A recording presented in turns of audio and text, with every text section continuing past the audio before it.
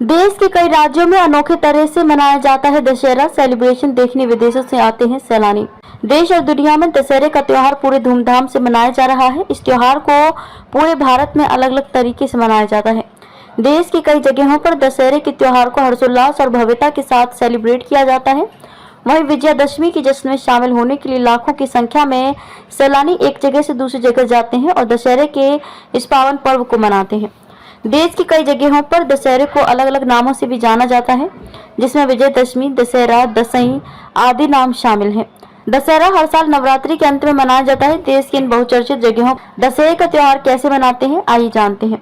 छत्तीसगढ़ के बस्तर जिले का दशहरा देश ही नहीं बल्कि पूरी दुनिया में प्रसिद्ध है। बस्तर में ये पर्व जिस अंदाज में मनाया जाता है वह न केवल अनूठा है बल्कि दुनिया में सबसे ज्यादा दिनों तक मनाया जाने वाला पर्व भी बन जाता है। यहाँ आमतौर पर यह पर्व 75 दिनों का होता है, लेकिन इस बार यह पर्व 107 दिन तक मनाया जाएगा। मालूम हो कि इस बार बस्तर दशहरा की शुरुआत पाट यात्रा रस्म के साथ 17 जुलाई से हुई। वहीं रथ निर्माण का काम 27 सितंबर से डेरी गड़ाई रस्म के साथ शुरू हुआ, जबकि दशहरे की शुरुआत 14 अक्टूबर को काछन गादी रस्म के साथ हुई। इस दिन काछन गुड़ी देवी की विशेष पूजा की जाती है।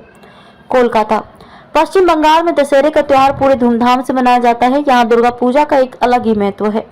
नवरात्रि के दिनों में बंगाल के अलग अलग जगहों पर पूजा पंडाल भव्यता के साथ बनाया जाता है। हालांकि पश्चिम बंगाल की राजधानी कोलकाता में इसको बड़े पैमाने पर धूमधाम से मनाया जाता है। यहाँ पर पंडालों को अलग अलग थीम पर बनाया जाता है और माँ दुर्गा की पूजा अर्चना की जाती है। यहाँ पर पंडालों को देखने के लिए श्रद्धालु देश ही नहीं विदेशों से भी आते हैं।